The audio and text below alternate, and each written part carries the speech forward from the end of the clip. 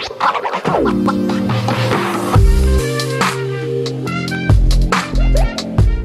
there, welcome back to my channel. My name is Brittney Bundles. In today's video, I'm going to be giving advice pertaining to building your credit with an auto loan. Which financial institution you should go to for an auto loan for the best rates, and for the more precise credit reporting information. And I'm going to be going over some of my experience working as a loan officer in the financial industry. I got this question quite some time ago, but I just didn't, I don't know, a lot of other Q&A videos formulated, and then I had other things that I wanted to talk about in this video really never got addressed. So I was looking through my notes the other night and I'm like, oh, I never made a video on that topic. So I'm going to be going over the differences between like financing your auto loan through a credit union, bank, buy here, pay here places and things like that.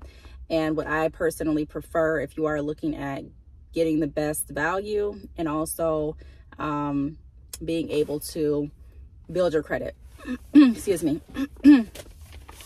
So if you are interested in this video, be sure to give it a big thumbs up. Please make sure that you are subscribed, and let's get right into the video. So if you are looking at building your credit using an auto loan, I think an auto loan is a great tool to do that, as long as you're going to utilize the tool in the right way, meaning get the auto loan and make payments. Don't make the mistake that I made when I was younger. I got an auto loan and I made a couple payments and I just paid the car off because I didn't want to make payments each month. I didn't want to think about it. I didn't want to have a car note.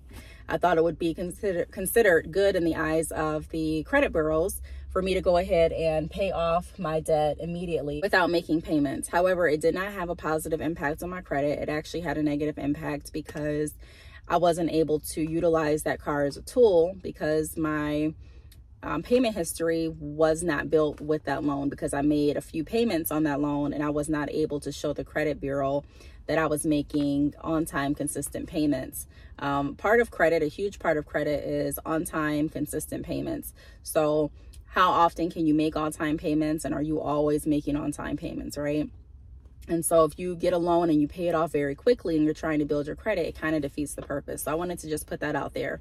Now, if you're looking at going to a bank, there's nothing wrong with banks, but if you don't have that much, like if you're starting out and you're wanting to build credit, you're wanting to build a savings for yourself, you're wanting to get established, I recommend going with a credit union. A credit union is going to be a lot more gray, meaning they can work with you, in my experience, in different ways than a bank can. And that's just because the rules that a credit union has to adhere by they're completely different in some aspects than what a bank has to adhere by. Of course, they're both supposed to follow legal, laws and things like that. But there's some differences. So with a credit union, they don't just look at, or a lot of times they don't just look at your credit score, how long you've been at your job, and how much income you have, and that's it. Sometimes they'll take into effect how much money you've kept in your accounts, how long you've had a relationship with them, how well your account has been in good standing with them, just different things like that. They'll take into account a lot more contributing factors associated with your account and your story versus a bank. A bank pretty much, in my opinion, looks at like the numbers, and they have more of a strict approval system, if you will. So I recommend having both once you get to the place where you're wanting to. However, if you are looking at building your credit, I definitely recommend going with a credit union first because of those reasons.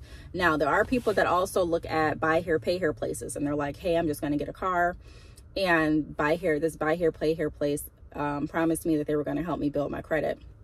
Now, if you need to get a vehicle, because a lot of times you need a vehicle for transportation to and from work, a vehicle for emergency purposes, transportation to and from the hospital, transportation to and from your kids' daycare, school, different things like that. I'm not saying that a car is not important, but if you really don't have to go to a buy here, pay here place, I probably would not.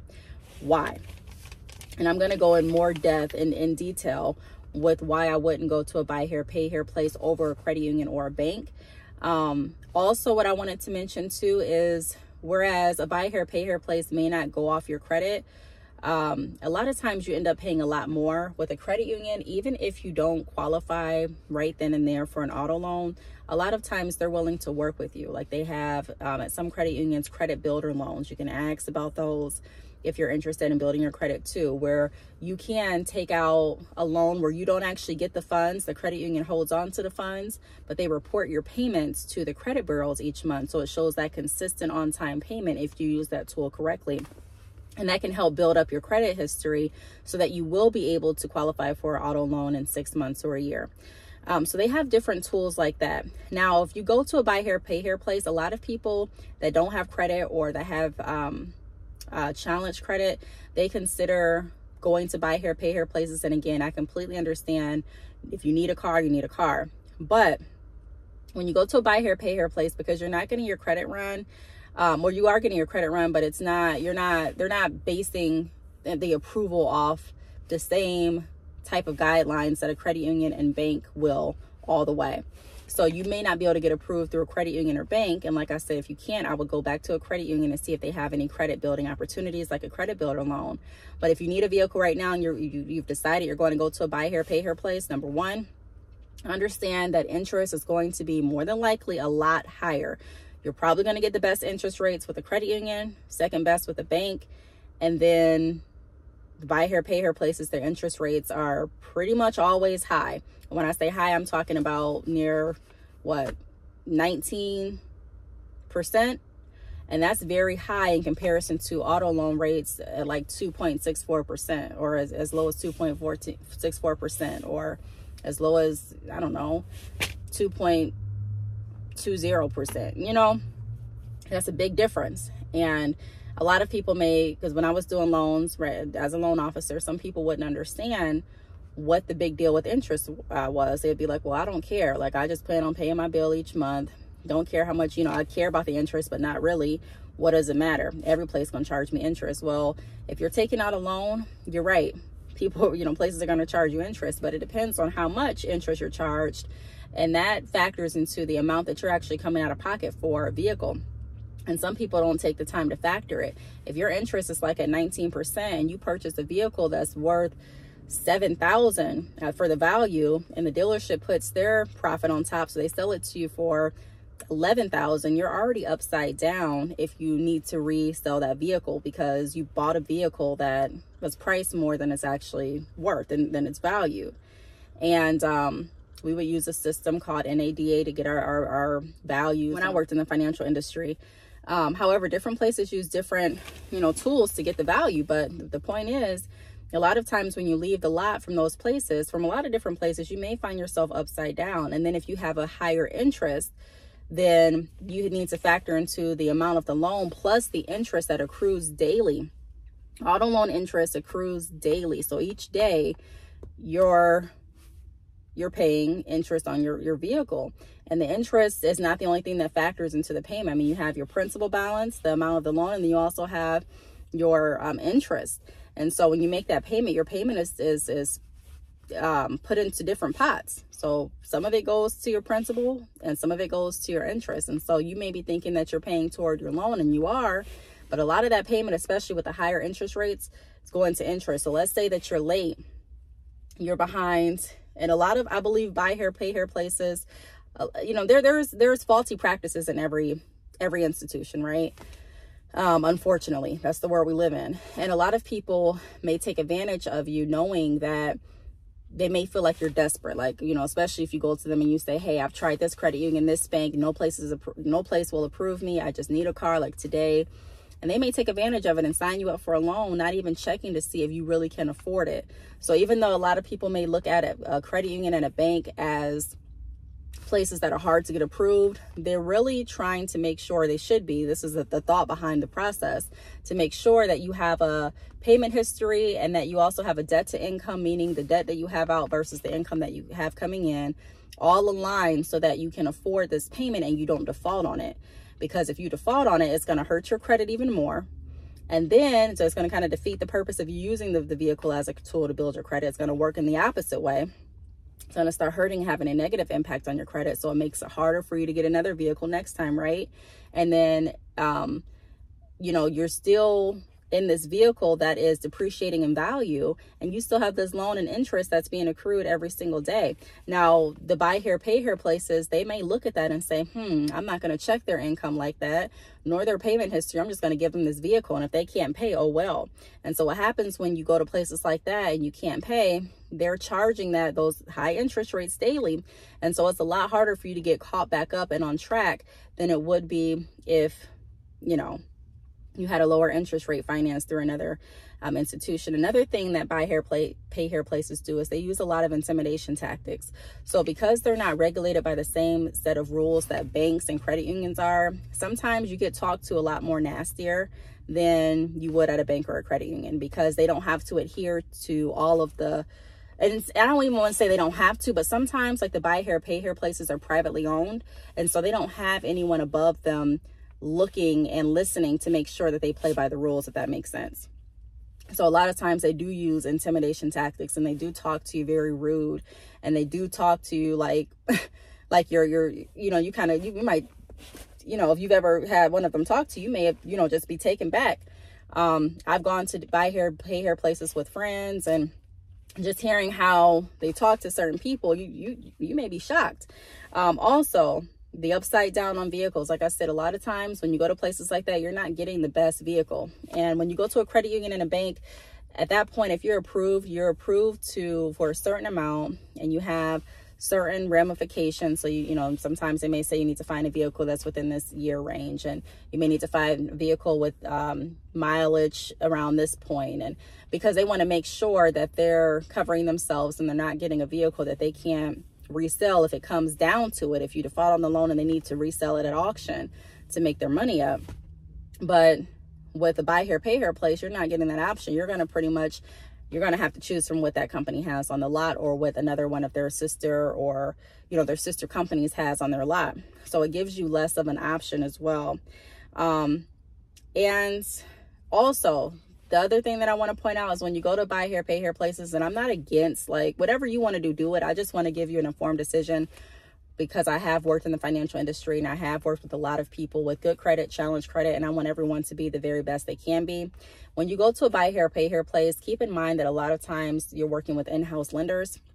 That's why they are able to get you approved without going through all of the yellow tape, so to speak, like banks and credit unions would.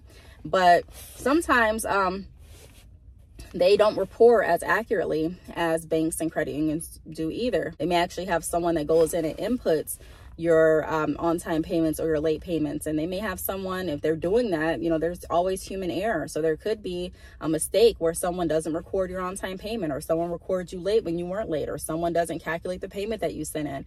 Versus if you're working with a bigger company, or, even a credit union. So, banks, that's one of the benefits of banks too, because banks are typically everywhere. I stayed with a credit union, and I still have my credit union, but I got my credit union when I was a teenager, and I got my first job. My grandmother took me down to open my account. I'm so happy she did. And I didn't get a bank account until I was grown. And I got a bank because I noticed that when I would travel, I wouldn't be able to just go in and get a replacement debit card for my credit union, because the credit union wouldn't be in the same state, but the bank would be. So I got a big bank, or a known bank, where I can travel and I can still get serviced if I need to.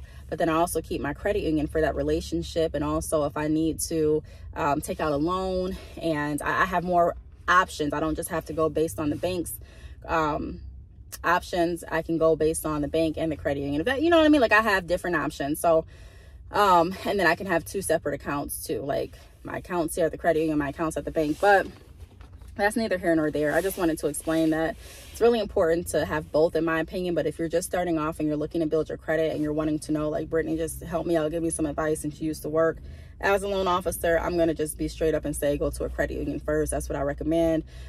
Try to stay away from buy here, pay here places. Even if your goal is to refinance the vehicle, it's going to be harder to refinance vehicles that you get from buy here, pay here places, just because, like I mentioned, a lot of those vehicles, they're selling it to you at a price. Whenever you buy a car, a lot of times they're selling the vehicle that isn't worth the price that they're selling it for. but you're going to get a better deal going to a reputable dealership than you would going to a buy here, pay here lot, because they're already factoring into the fact that you feel desperate and you're going to pretty much take whatever they're offering. And then on top of that, the interest that they add on top of it, when you go to trade in your vehicle, they're going to look at your loan. And if interest accrues daily, your loan's going to be, you know, the life of your loan. How can I explain this without it's like you're paying a lot more for the vehicle and the loan than someone at a bank or a credit union would a lot of times, because of the higher interest. So it makes it that much harder for you to trade in a vehicle without having to take that balance of carrying on to another loan or make a large down payment, if that makes sense. I'm hoping that I'm breaking it down. So that's my view in a nutshell. There's a lot of tools you can use out there to build your credit, but the thing is, are you going to use it to really build your credit? I mean, no one really foresees all of, you know, bad things happening in their life, or them losing a job, or, you know, God forbid, them losing a loved one, or them getting hurt. You know, no one really, a lot of people don't really foresee that. It's kind of like no one really foresees getting married and then getting a divorce, you know, but life happens. So even though you don't expect it, it doesn't mean it's not going to happen. So what I've learned to do is kind of think outside of the box and have backup plans. So if this happens, then what? If this happens, then what?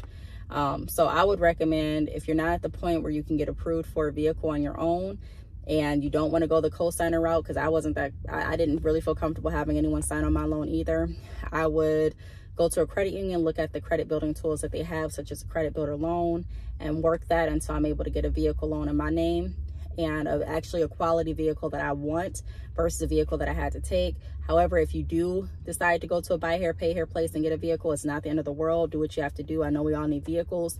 And I would just say, please make sure that you're on time with your payments, because if you're not, then your loan is, you're actually paying a lot more extending the loan, because again, if the interest accrues daily and you're missing a few months on your payments and here and there, you're not cheating the system. Like, it's still reporting on your credit negatively, and then also you're still owing that balance, but now you've extended the loan because you've missed so many payments, so you're paying on that interest even longer, so it's even more money out of your pocket.